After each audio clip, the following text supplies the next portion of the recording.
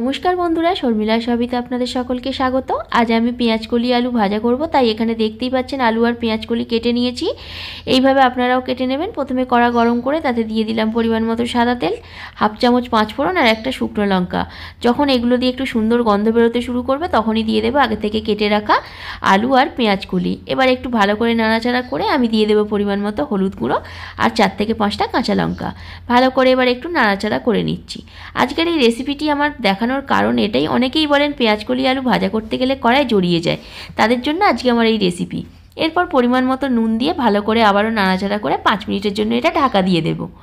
5 minute পর যখন ঢাকনা খুলবো দেখুন একটুও কিন্তু কড়ার মধ্যে জড়িয়ে যায়নি আর খুব ভালোভাবে আলু আর পেঁয়াজ কলি ভাজাও হয়ে গেছে।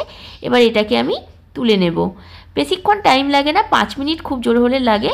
ভালো লাগলে ভিডিওটা লাইক, কমেন্ট অ্যান্ড শেয়ার করবেন আর কমেন্ট করে জানাতে ভুলবেন না যে আজকের রেসিপিটি কেমন লাগলো আপনাদের।